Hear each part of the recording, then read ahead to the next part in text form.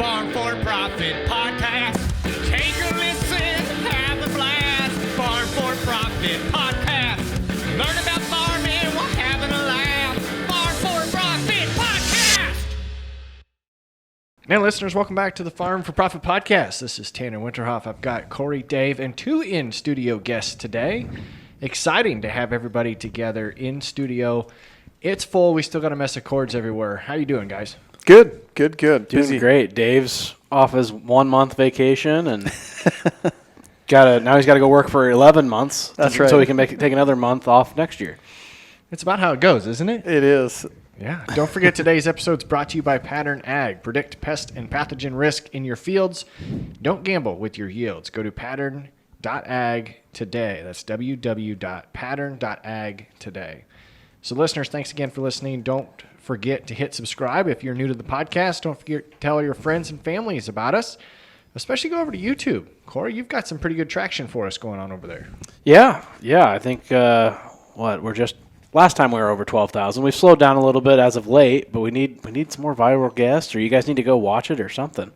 And we need people to download so we can make, 2 million? That's right. We're trying to get to 2 million by the end of the year. You guys are how that happens. So thanks again for doing that. Don't forget to leave your reviews. We've got reviews to do on our Farm for Fun episodes. But I think it's time to bring back some of our favorite people into studio, but talk about something new that we hadn't talked about yet. So, like you would say, let us begin. Let us begin.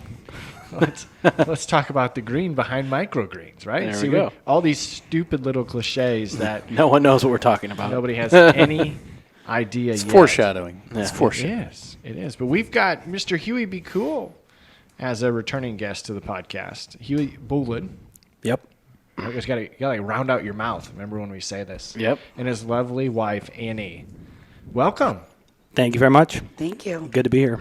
So remind our listeners, start with you, Huey, who you are, and we'll just do the abbreviated version. If they want to get all of Huey's past, they can go find our Farm for Fun episode. Yep. So my name is Huey Bullen. Originally immigrated from the Netherlands about 15 years ago now already, to dairy farm with my family, and then moved to Ames to work at an indoor farm, Clayton Farms. That's where we're at right now. And that's what we're here to talk about today. But Annie, why don't you let our listeners know a little bit about who you are? Yeah, so my name's Annie, and I grew up in Grinnell, Iowa, so not too far away from here. Huey and I started dating while we were at Iowa State, moved home to Brooklyn, Iowa while he dairy farmed, and then we both came to work for Clayton Farms. Nice. And wasn't there a stint in there, too? Didn't we have insects that the two of you were working on? Yep. That was a joint project, right? Yep, for sure. Yep. One Hop Shop was the cricket farming for human Is that ever coming back? Be on the lookout for it. Yeah. Okay. Yeah. Okay. Are crickets good for indoor farms? Yes. Yeah. It's actually pretty comparable. Like the business would be set up very similar to the subscription model side of the business, which is kind of cool. Like learning a lot of how to do the business side of those things in this startup, and then applying that to the next one. So we've had listeners that have asked about not necessarily exactly the model that Clayton Farms has, but wanted to talk about indoor farming and the future of agriculture, especially as it comes down to sustainability. So I want to explore on this episode with our listeners the story of how Clayton Farms started, what it took to get there, the processes you're still in, and where the dreams are ahead of it, to maybe lay out an example to where if some of our listeners want to start, invest in, or maybe expand something they've already got going on. You think you guys ready and up for this? Yeah, I was just going to want to say one thing before we started. If you do want to go back and hear their story, I pulled it up here. You had to go back 2 years, almost exactly. June 21st, 2021. Wow. Huh. Episode 146. Nice. Wow. 146 still seems like a lot and a long time ago all at the same time. Yep. Nice. So go check that out if you want their full background. That was a long episode, I remember. Yep, it was a good one. We didn't want to stop. But then Huey was on too with Tony. That's right. Yeah. Yep. So it's just, third And, time? Justin, I think. Yes. Justin called Yes. in. Yep. Yeah. Justin Danger Dunley. Uh-huh. That guy's gotten big for his britches. Yeah, I don't even know if he'd text us back now. Okay, so first of all, let's just start off with what is Clayton Farms today? So Clayton Farms, we build drive-throughs with production on site. So we control the supply chain from seed to salad bowl. So we grow over half the ingredients that go in the salads, and growing greens on site. The lettuce for those greens, lettuce, arugula, and microgreens, and then we grow our own tomatoes as well that go in these salads. So we currently have the drive-through operation in Ames, Iowa. It's in North Ames, by North Grand Mall, the old Fazoli's location. People will realize or recognize that as the old Fazoli's more. What, Fazoli's is gone? Yep, it's gone. Yep. Where have you been? People walk in and they're like, "Yep, this was Fazoli's. He used to come here every week for The 20 years." I'm like, For breadsticks is right. Covered Sorry, in man. butter. Before you knew you were gonna go tie one on, you'd go to Fazoli's first. Oh, yeah. And just Oh, carb load. Yep. So we went fat to fit now. yeah, Pretty much. yeah, it's a total 180. You're farm to fork. Yep. Look at all these. We're gonna keep So- sprinkling these in the whole show. We just did a previous episode on agritourism. Is this business agritourism? Yeah, absolutely. We get so many groups of people who reach out to us wanting to do tours. Right now, we do most of our tours at the headquarters office at the research park, just so there's a little bit less traffic at the salad shop, since there's employees running around and people trying to get their food quickly because it's a drive-through. But so we get a lot of extensions from Iowa State, a lot of FFA clubs or whatever it may be from schools all over the state. When the FFA convention came through Ames, we had 4 or 5 schools reach out to us wanting to come by. World Food Prize just came by recently. I also had the privilege of giving Christy Vilsack a tour of the farm, but I did not know who she was until after our tour. That's probably better sometimes. Yeah, for sure. Like, she told me a story, and I kind of had got that they were exciting and some cool people, but the tour was just going on, and people were asking questions, so I moved on, and at the end, another couple on the tour were like, "Do you know who she is?" I was like, "Nope." She's just, No idea. Nope, no idea. That's the way to do it. I can't Yeah. say I would have probably known. No, I wouldn't have recognized her either. No. I don't recognize anyone, so, I mean, So it wasn't always Clayton Farms, right? When I had a subscription. It should be a prescription, right? Yeah. Prescription It wasn't for Clayton healthy Farms. food. What was that? Or is it just a simple name change? So it was Nebulum, because originally, like going back to some of the history of the company, we set out to be the John Deere for indoor farming. So basically provide all the equipment that you need for indoor farming. Gotcha. And while coming up with some iterations of those technologies, we were growing lettuce, and the pandemic hit, and we had a bunch of lettuce growing, but no restaurants to sell it to because all the restaurants shut down. Right. So because of the restaurants being shut down, we had to sell lettuce because it was growing. So then we decided, well, we just had to figure out how can we get rid of this produce. We went direct to consumer, and that we stuck with the Nebulum name. But then we stuck with that Nebulum name. Later on, realizing Clayton Farms is more of a consumer-facing brand, so it's easier for people to recognize, or people can say Clayton Farms. It Right. rolls off the tongue like yeah. Nebulum. People are like Nebulum, Yeah. I couldn't Nebulum. spell Like, it. yeah. It sounds just futuristic. hard, and- Does it- yeah, Does it it- sounds futuristic, so people have questions about what it actually And is. so like Does now they're Nebulum like, it's a mean farm. something? Okay, we get it. Yeah. Nebulum. It was so. It's not like it's a word from the Netherlands. No. that- It's like a combination. So it is like a new word. So that's it was like a cooler, back when the company was first founded, that was a big thing. And like tech companies, having a name that was, like Google, that you never heard Yeah. that word before the company. Correct. So it was like having a name like that. So, but Nebulum, so Nebula is like, the original idea was to be able to grow out in space. So like the like the stars, the nebula, like that. Yeah. And then also a nebulizer, because the nebulizer, like it emits Mists. like a mist. Aeroponics is water misted with nutrients, so that kind of plays in it as well. And then I don't know where the lamb. I forget where the lamb side comes from. But They eat lettuce. yeah, Or grass. eatlettuce.com. Yeah. That was the website that the direct to consumer brand was. So are you too. still So- doing direct to consumer? So yes, we are also still doing direct to consumer, and we have about 600 households here in Iowa. That's between Ames, Des Moines, Cedar Rapids, Iowa City, and those surrounding areas, and then about 1,200 households in Minnesota. Wow. Twin Cities. So 1,200. yeah. Wow. So That market grew quickly. yeah. It grew really fast. So do you have a farm in yeah. the Twin Cities? Yeah, we have a farm there. So you're not like hauling it up there. No, we have a farm as well there. You have a farm in Iowa City?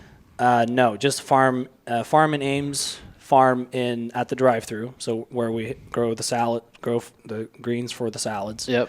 And then farm in Edina, Minnesota, southwest suburb of Twin Cities. And that's it. Just three farms for the greens, and then we have a greenhouse in Dallas Center. Matt Fox, a Yes. former Iowa State alum, we're renting his greenhouse space. His wife's there. Megan Fox. You think I'm making it up? Really? Yeah. true. It's Megan Fox's husband. She's nice. Megan Fox lives in Iowa? Dallas Center has a greenhouse. Dallas Center. And she has a greenhouse. She's And we're growing also tomatoes They there. live next door to it. also a Yep. lot taller and blonde than what you would think of as that Megan Fox. Oh, okay. Yeah. Just gonna say has she So been can in you- any movies lately? Can you franchise Clayton Farms and open one? Can one of our listeners open a Clayton Farms in a different town and have a drive-through? So that is on the roadmap to consider both like in-house and franchising options. But down the line, that would be an option. Interesting. But they can invest I like if they this. want to open one in their area. I like this. So before we get too far, though, you said that you've got 3 farms. Your farms aren't hundreds of acres. Your farms are very different. What does a farm look like? How do you describe the farm? So one of our farms, like the Ames headquarters farm, that's about 2,000 square feet total, and that services those 600 households. Can produce about 15,000 pounds of lettuce a year, and then the drive-through is it's a little bit smaller. I think it's like 1,500 square feet for the growing space, and then there's the kitchen area as well, where they prepare everything. But so it's very small, talking thousands of square feet. And the farm in Minnesota, that's a little bit bigger. It's about, I think, 5,000 square feet it's roughly. 5. Yeah. But still, if you Yeah, listen it's to tiny. our friend, Yeah. 43,560 Yep. Oh, yeah. is an acre. So Yep. you're still way under an acre. Yeah. Yeah, it's way under an acre. Yeah. Your 3 farms don't equate to an acre. I hope Emma gives us some clout for that. 43. It's about 3 square foot per household. Wow. My garden's way bigger than that. You're killing the earth. I'm not as sustainable as I could be. Are you stacking your garden 6 levels high? I'm not. So is that how you get away with such small square footage? Is it tall ceilings, tall production? How's that work?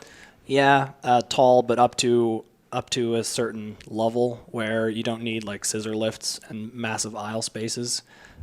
Like our units are actually mobile, so you can move the units side to side you can have a smaller footprint, and you can still have an aisle space that's like 4 or 5 feet wide.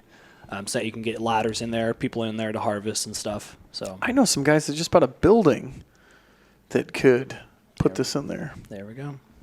Where at? Slater, Oh, Iowa. yeah, we need another one in Central Iowa, do you? We could buy the one here in Huxley. Drive through. Buy the one you're selling. Microgreens. Be all Oh, yeah. Anywhere where there's a Scooters or a Jimmy John's, that's where we're thinking we could pop up like Oh. small because like you footprint. can sell to them, or because like they follow the same roadmap that you do for people and they consumption. Well, they I think because of wherever they have been popping up, it's been like, I mean, a lot of those, they already do that market research. Yeah. So they're Yeah, popping up traffic in count. smaller towns and stuff and they have a lot of like scooters and Jimmy John's. They're going to drive-through only and like 500 square feet. So super tiny Yeah. square. They're Whoever came up with a model for scooters, I want to buy one. Like I this just- one that's right love across the scooters. street here. It's like Yep. 500 square feet or something. Yep. And It's tiny. It's probably going to make like $3 million a year. So it's insane. So Slater needs the scooters. yeah, there you go. Good chocolate milk. Wow. I wonder what they have to have for traffic. There is that. more But it doesn't matter because you know that if they're there, that's good for you. Do they Yeah. need more than 3,000 cars a day? Because we'd have a spot for them. We would. Okay, so the owner, obviously you said there's ways for people to invest. Yeah. But this was so since it's called Clayton Farms, is there a Clayton that started this? Yeah. Yeah, the founder Clayton Mooney and Dana Poole. So So Clayton, why isn't it Clayton and Dana Farms? Or Dana Farms. I don't know. Clayton Farms, just I think the way you Danon's like not smile. the type. Danon's like not. yeah. Danon's Or like Mooney Farms. Most farms have the last name. Danon is the builder. He's the technical. He's the hands-on builder. He said he's like you go for the vision. I'll just build the things. So yeah. Clayton. He first was working with another company, Kenasol. They build food dehydrators, solar-powered food dehydrators for third world countries, so that they could preserve like their fruits that they just harvested off of the tree, like mangoes, for example. A lot of times they just have to take it off the tree, hope that it makes it to the market, and that's where they sell. That's whatever they have, whatever makes it to the market. That's what they have to sell, and that's what they make their living off of. With this food dehydrator, it has less food waste because you can dehydrate the mangoes and you can sell dried mangoes at the farmer's market or Right. whatever their market is. So that was originally working in third world countries, and then having seeing the food scarcity there, and then having the idea of how can we have access to food in our backyards as well. And Clayton, as being an English major, he writes a lot. So he had a blog post, and he posed that question: how can we solve this issue of having food inaccessibility, basically? And then Danon reached out to him saying, hey, I have an idea, indoor farming, but a lot of them are over-engineered. Like there's robotics that, in some indoor farms will say, oh, we have no hands that touch the plants or something. Yeah. Which it's great, but it's a lot of money spent, and it's a lot of the times those no hands lettuce will still get sold to the grocery store for like $2 a pound or way less. So there's no margin. So that the payback period is way too long. So a lot of those, it's hard to make that work. So first developing that technology, building the modular, smaller scale farms, and then now deploying it in drive-throughs where we can have the capacity to actually do everything from seed to salad bowl. I think you need to start a website called Be Cool Eat Lettuce. It's available. I just checked it on GoDaddy. But It's too much. Huey Be Cool. Be Cool Eat But Lettuce. it's so long. Well, it has to be Look at without it the E. up there. Oh, Yeah. Be cool. Be Cool. Without the E. Be Let's Oh. check it. That's 1 cent though. Might as well pick up both. Yeah, no kidding. That's right. for a penny. Be Cool. Eat lettuce. Eatlettuce.com So back in the day was 1 penny or like 99 cents or something too. That's funny. So when Yeah. you were talking about how he had been a part of another company that had that mission, has he ever tried to dehydrate lettuce? Do you like make lettuce That'd be a chips? kale I know chip. they make a kale chip, but do you dehydrate? I don't think I want that. It'd be like nothing. Have you ever tried to microwave lettuce? Like it's been on like a taco or Ew. something, and then you No. redo it the next day. So bad. So bad. I always ask like for a my taco tenderloin pizzas. or something. Yeah. Yeah. My taco pizzas, I always ask Lettuce for on the the lettuce side. and On the the chips. side. Lettuce and the Yeah. chips come separate, and then that way you sprinkle Yeah. it on, and because even just Shout out to writing, Casey's. I just eat it all in one. I just eat it all One in sitting. one. No leftovers. So when you mentioned that they sell the lettuce to grocery stores for $2 a pound or whichever it is, so how there's not a Chicago Board of Trade for lettuce. How do you determine what market value for your products are? A lot of times you go up to, because people are getting that are consumers of lettuce, they're getting it somewhere right now. So you basically can price compare, say, hey, what can you get it for now, or what do you get it for now, and what can we do to beat that, or whatever. And a lot of times, since we sell our stuff at retail, we sell our stuff direct to consumer, we deliver it, so that's an added value. We can't come down to the price, so we just, a lot of times it's like $2 a pound or something, or $3 a pound for some restaurants, and we can't go that low just because we could make the margins selling it somewhere else. I mean, either in a salad, direct like retail, or direct to consumer in a bag that we deliver to someone's doorstep. I've went to a farm when I was just on vacation for a month that is direct to consumer beef. We interviewed a gal that was direct to consumer beef as well. Ever since COVID, I've seen direct to consumer skyrocket. Is that like the new direction to go to make more money? Do you think it's going to exacerbate even more? To where people want to source their food? Yes, but I also think it's an interesting market because some of those subscription services, such as like HelloFresh, they have a pretty high churn rate, or even a ButcherBox, those bigger ones, pretty high churn rates. But like with our company, last year we had a 5% churn rate, I think. Churn rate meaning every customer you lose, or out of your total amount of customers, how many customers you lose over a certain amount of time. Yeah, because I've had a lot of people say that they started with ButcherBox or whatever it was, and they did 4 or 5 months, and they left it on the front porch or whatever, poor experience, and just stopped it. Yeah. Didn't cook all the food, didn't like the food that was ordered, purely based upon them just lack of effort. Yeah. So it's kind of good that you've got a really strong retention rate. Did you guys ever think we'd be everything subscription? I mean, do you subscribe on Prime to get toilet paper every month and subscribe on Netflix to get movies every month? Like, I never would have thought that we'd be so much subscription based. Yeah. It's a lot of subscription. Automations make life easier. Set it and forget it is really. So is it just convenience? Are we buying convenience? Yeah, for sure. I am. Well, I also think that households are busier. I reflect back to when I was a kid and I played travel baseball. But outside of that, I played just little tykes basketball or the sport of the season. And now we've got kids that are travel baseball, softball, basketball, whatever sport, gymnastics that they're in all year round, and parents that are multiple. I mean, I just think that part of us as a busy nation lends to subscriptions. Don't have time to go to the grocery store. It's an inconvenience to go to the grocery store. We're eating more fast food. So yeah, if I don't have to worry about toilet paper, it's not what I do, but if I don't have to worry about toilet paper, it shows up every month. I think another cool thing too is that kids are learning younger how important their health is, and especially for those sports coming up, etc.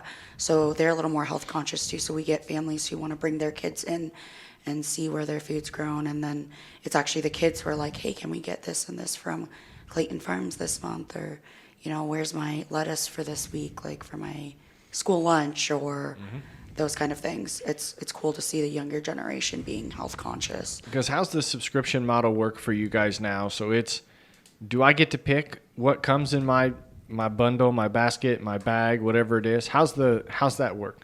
Yes, so you can go online to your account and pick your items, and you can change that before each delivery if you want. So if you're weekly, bi-weekly, or monthly, you can pause and skip your subscription if you go on vacation, or some people do CSAs in the markets during the summer months, so they will just pause for that amount of time. That's right, because you're all year round. Right. 52 weeks a year. Yeah, that's another thing that people really like about it, is that they can get it every week. It's not like they have, in the spring they have to start up their garden. They have to wait at 12 weeks or whatever or 8 weeks for their tomatoes to get ripe, and they have tomatoes for a couple weeks. You get them every week. You get the lettuce every week, and then also we have some options where we call it a surprise me green. So basically from the consumer side of it, it's we surprise you with something, but from the Whatever you have more of. from the supply side, it's whatever we have more of this week, and yeah. So Surprise! I You're love this. solving a problem for us. Corey, we got like, that's great. we need somebody that has bread. If you start a bread store, I'm gonna start then we my got store. bacon, lettuce, tomatoes here. That's right. That's right. Yeah. Yeah, we just had some BLTs on Monday night from. Delicious. Have not had that yet this summer. When you are farming 52 weeks out of the year, you don't have any time to go to the lake. You don't have summers off. There's ways to move things around, and yeah, it's all right. Yeah. It's still like a job. Like, Oh, yeah, it's still farming, for we can still sure. take time off. Yeah. I would say maybe they have the time because it's so down Nat's ass Yeah. to they know who they need for Yeah. employees, what they need, what they're going to have next week for produce, and who's going to deliver it, and who's ordering it.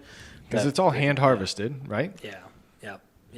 But we've set up a lot of processes, like you said, Yeah. to make it super easy. So are the Some delivery guys SOPs. just like pizza delivery guys? Or do you have like the thing that goes on top of the car that says Clayton Farms? Annie or- used to deliver to my house. Yeah. So I started out as the delivery driver Yeah. back when we had like 30 deliveries a week. Yeah. But so, yeah, our delivery drivers are contracted drivers and they just show up, and some of them put like a car magnet on their Magnet. car. Yep. Not all of them do. It's But not- I mean, it's not all like the green Grubhub. bags in their back seat also kind of is a billboard too, I would say, honestly. 'Cause Almost they're need to usually hitch a pretty ride full. with Amazon because Amazon's going to every house every Yeah. day anyway. That's what I'm getting at. Toilet paper, lettuce. But that- Well, that's how Amazon expanded. They started their own shipping. Yeah. Yeah. So it's well, in kinda the bigger like- cities, you can get the grocery through Amazon, like the Whole Right. Foods and the. Your model's almost like old time milk deliveries, because I assume they leave the bag for you to fill up the next time, just like they used to with empty milk bottles. You're supposed to. Yep. Sometimes I Supposed wasn't the best at that. Right, because it was full of Busch Light or what? No, I just forgot to put it out Oh. because it was once a week, and Yeah. yeah. He's not the only one. Oh no. I eventually got them all. So do back. you just leave it at the front door? Like when it go bad? There's cool packs in it. Yeah. And people can leave out a Insulated bags. hard-sided cooler too, or give a garage code, or if they have a 3 Seasons room. So many options. That freaked my wife out the other day. Our app popped up saying for Amazon that she could have that option of leaving the garage code, and she goes, I just don't feel comfortable doing that. Yeah, for Amazon, I feel like that's different. But with us, especially a lot of our customers, they like talk to me directly, I guess. I would feel like if I was talking to the same person multiple occasions, I know it's like a small company from our town, Yeah. I'd be more inclined to do. I Amazon, mean, you don't know who you're getting for a Right. driver. It could be a UPS guy. It could be the post office. Could be just some random that's trying to make some extra cash. yeah. You know, the other side of that is the other day I had to call Amazon and they had to verify my identity to make sure that I was. So they sent me, they said, "Oh, hold on, I'm going to send you a code. Let me make sure you Right. read me the code. Right. Okay, it's 75 blah blah blah. Okay, well, how can I help you?" So it's like the other way around, it's just to make sure you're not like, "Hey, this package." You'd be like, needs I'm to going to go- send you a code This back and package make needs to sure. go to this house instead. Or yeah. So that's kind of funny. So back for our listeners that are going to be inquisitive about how this process works. Because if you're having movable trays, movable whichever it is, you don't have dirt. They're not in pots. How are these plants growing? So plants are grown hydroponically, meaning there's no soil, only water and nutrients. So the nutrients are in the water. They're water soluble. We give them the exact right mix that they need, between 5.5 pH, 5.5 and 6.5 pH. And there's meters that you can test the water with. They have it's the EC, electrical conductivity measurement of the water, and then the pH as well. And then we have grow lights that we have on timers, on cycles. So it's about to roughly simulate a day out in the field. It's about 16 hours for the lights. And then the way that the water gets to the lettuce is it gets pumped up through a big manifold, and then gravity flows down. So it gets pumped up to the end of a long channel, and then gravity flows down and then all the plants sit in individual holes in this channel, and there's a tiny bit of water in the bottom of that channel, and the plants will spend after seeding, from seed to harvest, it's 6 weeks, 2 weeks in the nursery. So we start everything in our nursery from seed. We do that using a vacuum seeder. So you basically, it's a plate that you sprinkle all your seeds on. You hook a vacuum up to it. It's pretty mechanical, and it's got levers on it, and it's got 200 holes. So one hole for each seed, one hole for each seed, one hole for each plant cell. Pop all those seeds in, turn it over, and then seed them that way. Put them in the nursery with a dome for some humidity. And after 2 weeks, grab those plants, and it's little grow cubes. They're called Grodan. It's just the brand of the grow cubes. They're made out of rock wool. So it's Out of rock wool? rock wool, yeah. So it's rocks and slag from welding, like leftover stuff, all like heated up and then blown up into kind of like cotton candy into these grow cube shapes. And then you can easily manipulate them and then just grab them, break a piece off, and then you put them in those channels. And then those channels will get fed with that water and nutrients and light for 4 weeks. And then you come by, pick up your block with your now big full-grown plant, and you chop off what you don't want or just pinch it off what you don't want, and then the good stuff goes in bags, in salads. Bad stuff goes in the garbage. So that wool gives it structure, right? For the That's plant that's the soil. hold That's its stuff in. That's the growing media what the seed can hold on to so that it can get roots. So it's going. not stagnant water. The water's always moving. Yep. Yeah, the water's always moving. So I found it's on a slight slope. 5.5 pH. So you're lowering the pH. You're making that water acidic. Yeah. Is that because lettuce likes that, or Yeah, we start with RO water, and that's like reverse osmosis? 8. Yep. It's about 8.0 pH, and we get it down to nutrients. It's part A, part B. It's 1500 for part B, 51226 for part A. We mix those. You following that, Dave? I knew you guys would be following all this. Right. So you put those in 2 separate bins, and because actually if you put them together, they can get nutrient lock in the water. So it basically like clumps up, and then you can't use those nutrients anymore. Yeah, you don't want to do that in your spray tank. Yeah. So we got it. So keep them separate, and then that gets we actually can have that hooked up to an auto doser. That's what it's called.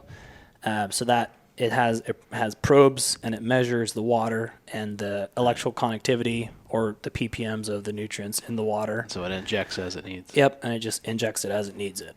So you're only doing macronutrients. There's no micronutrients that's going in there? We add like calcium, magnesium, and stuff like that. Okay, so there is some. There's some other stuff that we add as well. But there's a lot of essential nutrients. I can't remember, like 16 or whatever. But like 51226 for the A and 1500. So it's just Right. nitrogen for the first one. And there is some like micro in those bags as well, both of those.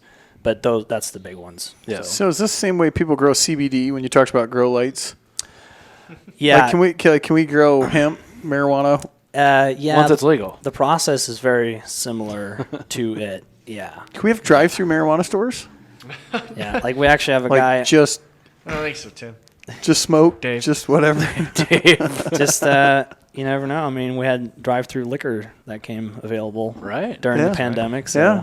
As soon as it becomes recreational in Iowa, I bet you could. So See what- if you're recycling that, if you're constant flow of water, you're recycling the water then too, probably. yeah.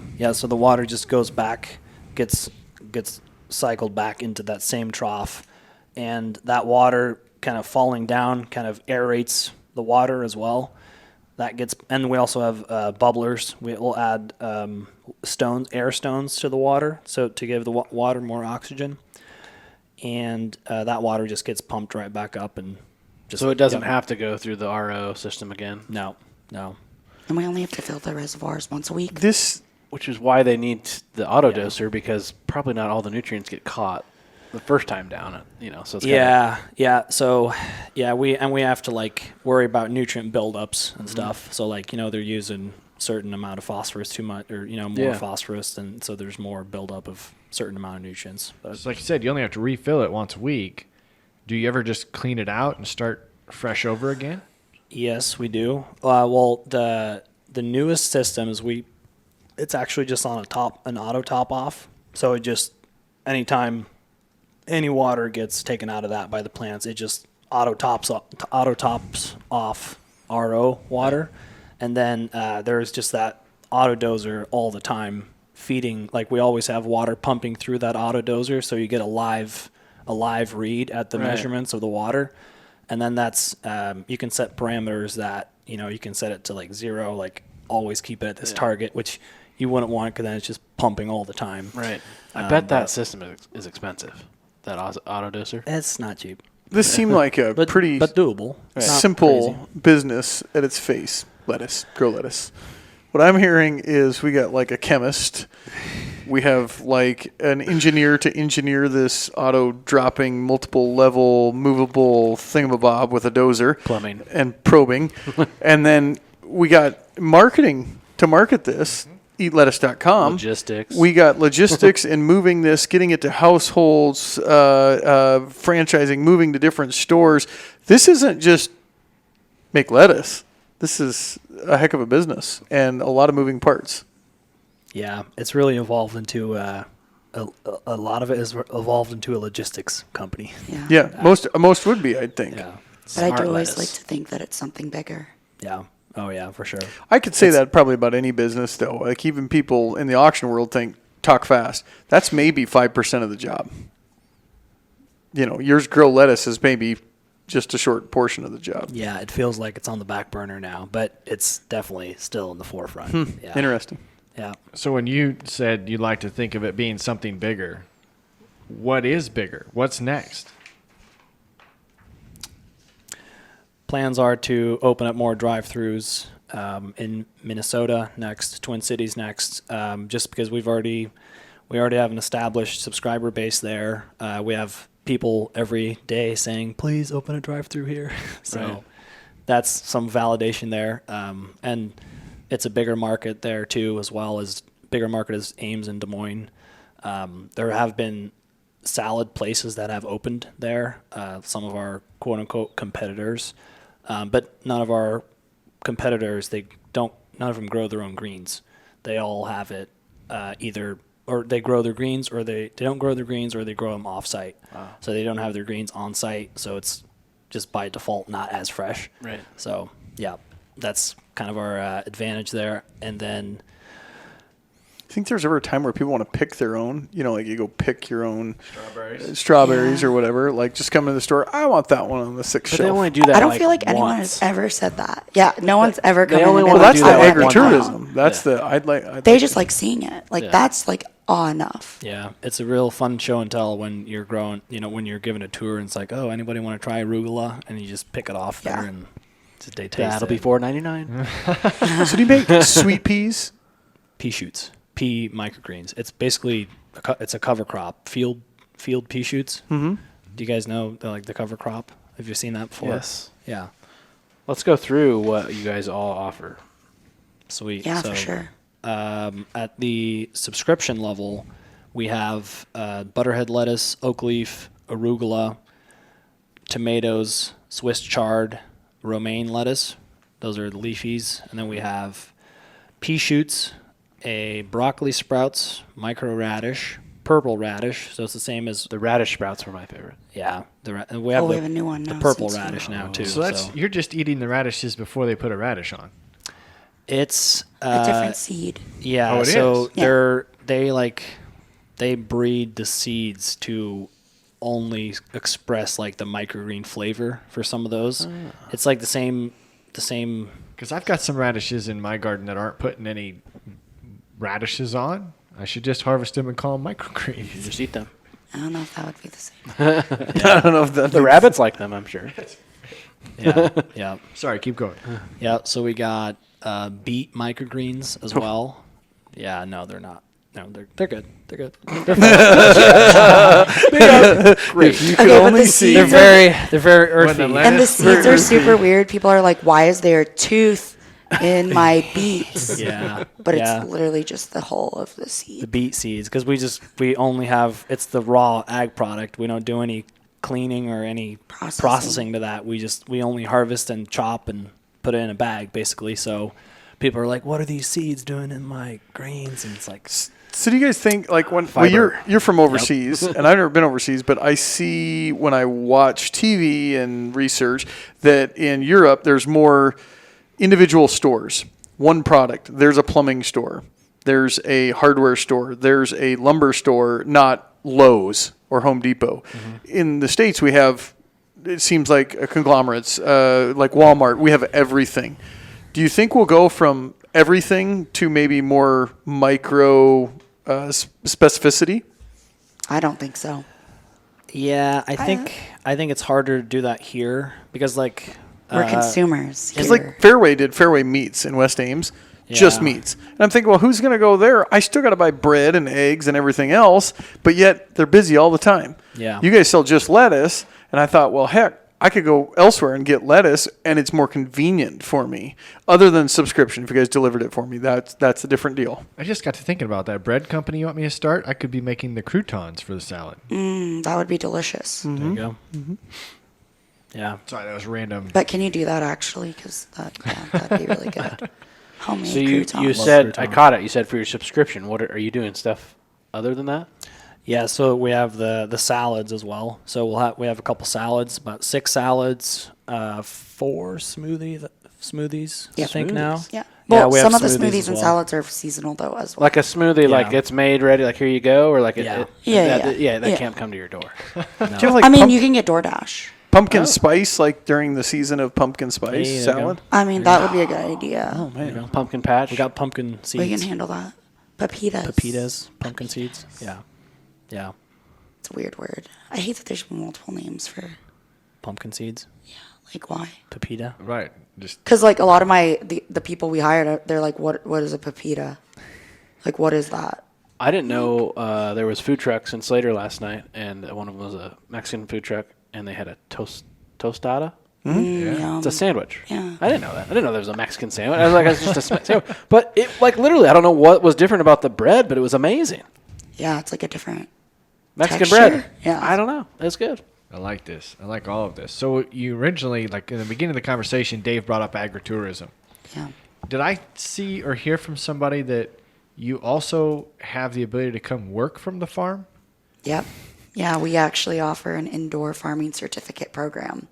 So, for example, someone who was working on their master gardener program, they came in and did I think they did 40 hours. Yeah. They need volunteer hours in their county that they're trying to get their master gardener certificate in. So some people did it for Story County and came into the farm and learned all about indoor farming. So we'll show them everything from seeding to harvesting to fulfillment and just show them everything. And yeah. it's free labor. Yeah. Seems like a shortcut. But we also win-win. had someone else come in from, I think, like the Waterloo area, so Yeah. about 2 hours away, and he's doing it himself up there, but just wanted to come check out our place, see how it worked, be able to improve his own processes, etc. We also get people who are genuinely just interested, don't have time to work for us part-time, but want a little bit more than just an hour tour. Yeah. So I think it's a good happy medium. We've had 2 people then that the one person that, like you said, they came from Waterloo, that they have a business going, and another person they want to start an aquaculture farm. So they already have the land. It's over by Bondurant. They said, I got land and I want to do something with, so I want to do aquaculture. Can you help me with that? And it's like, I don't know about aquaculture, but I can show you how to grow the plants. You could learn how to grow the plants first, and then you could worry about the fish side of things. But Right. yeah, so that's another example of. Isn't there people one of that- those in Story City? Was. Used to It be. was. Yep. There was, yeah. Now what is that? That's just a bunch of greenhouses just sitting there, isn't there? Or is there anything in there? Oh, up by Ellsworth. Yeah. Yeah. Yeah.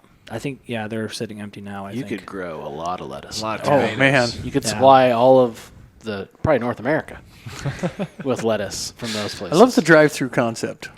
Yeah. So to come work with the plants, I think you should have like desks to where I can come sit in there with my laptop and work and just listen to the waterfall over the lettuce shoots. And Well, We do have a co-working we don't have space. that per se, but yeah, we do have a co-working You space. do? Yeah, so like we have other startups in the space that have desks, and then we have some people who just work from home for remote for another company, and they're tired of sitting at home by themselves, so they rent a desk space from us. It's pretty much like an open hallway with desks, and That's getting huge. we have like a with, like, kitchenette. lettuce and- No, it's a separate room from the farm, but it is down the hall. you could probably charge double if I could sit And- next to lettuce. Well, we have like an artist could in the take your farm where smoke they can breaks do in there. art. They can do art Take in our smoke farm. breaks in there. Smoke breaks in there. You bankers like to go out and take your smoke breaks. Yeah, It's vaping now. Yeah. Just let us I got taste- no comments. Just let us say strawberry. That's raspberry. good. So did we miss anything about this? I mean, that's kind of a neat concept. One thing we missed. One. We're also kind of building the tourism, so I'm trying to combine the salad shop and HQ and get people to come in for a tour of the HQ farm, order some salads and smoothies. We use a conference room available that's at HQ and sit down with them and have a Q&A so that they can also eat what they just saw growing, but also get all those questions out because usually there's a lot of them, especially with people who are in traditional agriculture. They have the most questions. I need some ranch. Sorry, my, we don't my, have my that. real question is, we're farm for profit. We haven't talked at all about profitability. So 2017, startup idea, we're going to grow lettuce. Pandemic hits in the middle. We decide to pivot in the entrepreneur world. We pivot and we go to drive through, maybe some agritourism mixed in there. That's just for extra. I know you're not the owners here, but are they making money? Not yet. Not profitable. So by the end of the year is the goal to have multiple drive-throughs up and then profitability at the end of the year. Okay. So we're gonna have like 5 farms by the end of the year, or 5 restaurants, Drive-throughs. drive-throughs. Yep. Gotcha. Wow. Yep. It's a pretty aggressive expansion plan, but Can you It's announce exciting. where those are? Will be? I think so. I think- Minnesota. All right. yeah. So it's gonna be So Twin they're not going to be Cities. new, other than what you said. Well, so Twin Cities, then Des Moines, then another Twin Cities, then in eastern Iowa. We don't know if it's gonna be Iowa City, Cedar Rapids, Coralville yet, and then the last one will be kind of whoever's doing the best, wherever we think we can get. So maybe a different Right. Des Moines location because there's just so many Yep. parts to Des Moines and. Right. I feel like Omaha, Kansas City probably eventually will be. Yep, those What are if you could definitely make a on the radar consideration? too. I'm trying to think of like somebody to merge with. Colleges. You mean like the way you see KFC and, And- Long John Silver's exactly. and A&W all in Taco the Bell. same building? Correct. So every time there's a Jimmy John's, there's a Clayton Farms. Every time there's a, you know what I'm saying? Bebops. We're right next to Bebops, and they a lot of people will Okay, people love it. drive through Bebops and then come through get a salad. Yeah, like so they're eating their French You fries. got to offset as- the fries as- and the burger. Eating Fat their and fit. French fries but I had as a they're salad. waiting for the salad, That's all good. That's my kind of salad. Yeah. or they need a soda, because we don't have soda. Yep. Yep.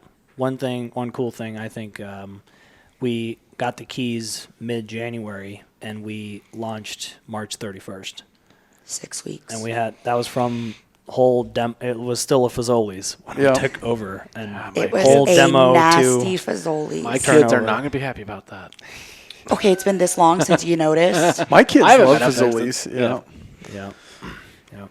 That's So- funny. Do you guys? I had one question here. Do you guys grow your own seeds or do you purchase those? We purchased those. Yeah. Gotcha. Is that ever something you could do? Or probably not profitable. Yeah, It's it's like a whole nother that's a whole nother avenue. adventure. Yeah. Yeah. So do those seeds come from a hydroponic farm, or do they come out from like a regular lettuce farm? So there's different seed varieties that are better suited to grow hydroponically. Okay. But most of them are grown outdoors. Yeah. Yeah, for the seed. I would imagine because they have to probably go a much longer duration. Yeah, because they Right. have to get the lettuce to actually bolt. Yeah. Get seeds. Oh, that we don't want that, or Yeah. let's go to the next one. Yeah, Yeah. something. Yeah. Is there like, maybe an off the wall question here, but there's genetics in corn, okay, that we can make it this many day corn or this many day corn, and we can make it better for dry areas or whatnot. Can we genetically modified lettuce to make it bigger, better, Sweeter. Yeah. Yeah, they have different varieties that are just hybridization. resistant to different types of powdery mildew or Pythium root rot or anything like that. So yeah, there's different varieties that will show their color differently at different times in their stage. Right. And, So not to different stereotype. That's ways just and- natural selection by breeding, Okay. right? Like crossing. Yeah. There's no Yeah, yeah. traits. There's not like a No. GMO trait that's being inserted into. Well, that's lettuce so or when I think Roundup. It's all, GMO, it's all non-GMO Yeah. seeds. that's what I Yeah. was going for. Yeah, is yeah. the people I see eating lettuce would probably be the same people that would be I want Oh, non-GMO. that's stereotyping. That's what I said. That's what I said. Not to stereotype, but is there a connection between that? Do you like market it as non-GMO? So we say that it's better than organic, which is a bold claim, but it's because Okay. We like bold I could I claims. like say that marketing. We love bold. because and this is not anyone's fault, but a lot of this produce that you see in the store is losing or has lost more than a third of its nutrients because it's more than 3 days old. So because it comes from California or Arizona, so it has to get shipped in. Takes like 7 to 10 days to actually get to the shelf, to Okay. the grocery store shelf. So it loses a lot of those nutrients. So that's why we claim better than organic. So I agree. I like it. I like it a lot. What could we be better than? Organic. TV. Podcast. Better than TV. radio. No, it's better than radio. Better than radio. That's right. Better than Uncensored. TikTok. I mean, We can't be better than TikTok. That's we're, tough. we're just going to start saying that at the beginning of every podcast. Better than for radio. profit. Here's Better than Farm for radio. Profit podcast. why not? Yeah. I like it. Trademark that. I'll trademark that. We might have to. Well, guys, this has been a pleasure. So if our listeners want to check out Clayton Farms, how do they do that? ClaytonFarms.com or EatLettuce.com. Yep. ClaytonFarms.com/salads will get you to the landing page for the drive-through as well. And then you can order on Toast online, salads if you want for delivery, or on DoorDash, I think, as well now. Yep. In the Ames area. So Nice. Do you have much for restaurant clients back now since we're done with COVID and all that? just one restaurant in Des Moines. It's Hawk, HOQ. They have all Iowa ingredients except pepper and salt. They're Have you very ever been- farm to They're table. whole- What about Tones and Spices in Ankeny? What? Pepper and Oh. salt? Right, but the pepper and salt wouldn't come from Iowa. Was that Have you ever salt been in mined here? Alba in Des Moines? I thought I saw you. That's been on my list. Yeah. We Yeah. were there maybe Yeah, before Yep. before Yeah. COVID. I So- dropped off samples Because there, they I'm always pretty sure. like rotate their menu around. Right. Am I the anomaly? Have you guys all used DoorDash No. to order food? Oh, we used DoorDash quite a bit. Well, you live in Slugger? Huxley. Yeah, you guys can't even get it. So Huxley You live you too can't, far I think. away. I could probably Yeah, but I've worked at DoorDash in Ames. Casey's. I could Oh. DoorDash to the bank if I wanted to. Yeah, but- yeah. That's true. Well, I'm guessing a lot of our listeners might not have DoorDash or a subscription service in their town. I mean, we're just Yeah. big enough to be big enough in Ames, but not quite Right. big enough to be a city. Right. You know, Yeah. a pretty good size. So when we think of subscription base, markets like Minneapolis are better where they're Dense. yeah, Dense and population. people don't have agriculture in front of them as much, so they might think it's even cooler. Oh yeah, absolutely. They get the tours in Minnesota are insane. Like how big they get. Yeah. Because just so many people reach out. That's Yeah. pretty cool. They'll get like 40 people in an afternoon. They Yeah. just- yeah. I could see that. Yeah. It's kind of like a scares me. bourbon tour. They don't get 40. But That's not that. Could we drone deliver lettuce? I'm Talk sure. about it. Talked about it. I'm sure you could. According to the FAA, you can drop anything you want as long as it's And you lettuce deem- is as long as you Anything? deem it safe. yeah, lettuce is light. It wouldn't hurt when it hit. Pound of lettuce though. A pound I of think it'd lettuce be might fun. hurt. Pound Yeah. of lettuce is still a pound, right? Like you have to Right, catch but it. it might like Is flutter a there. pound in of the air bricks and or like a pound of lettuce gonna hurt more? Or you could have a little parachute on it. Thought about it. Like a little Walmart. That could be a drones. great game where you have to catch it at the Alright. right time, and if you didn't, You guys are getting way too off. If you catch it, you get it for off free. base. yeah, exactly. All right, so the last question we ask our guests during this time period, obviously Huey's got to play along a couple of times, is what would you tell yourself at age 18 if you could go back and say it. So think about that. Doesn't have to be anything specific. Whatever you would go back and tell young selves at age 18. So like just a couple years ago for you guys. But I'm going to try my best to summarize what we talked about today. Talked with Huey and Annie here from Clayton Farms, an indoor growing facility. I'm just going to generalize it that way. Hydroponically growing greens. And fascinating farm to fork type structure because of the drive-through salad. It's just drive-through salad. Yep. Not only are they subscription-based to clients, they also are able to get it directly to you within the same day of harvesting.